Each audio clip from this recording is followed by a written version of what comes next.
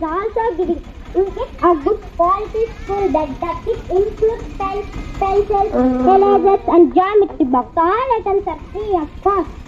Good government school is a golden school. It shapes our life. Please guide your children. Our government school entry to a strong family. Thank you. Becoming equal to corporate schools. We are proud to study in a government school. Classes are interactive and interesting.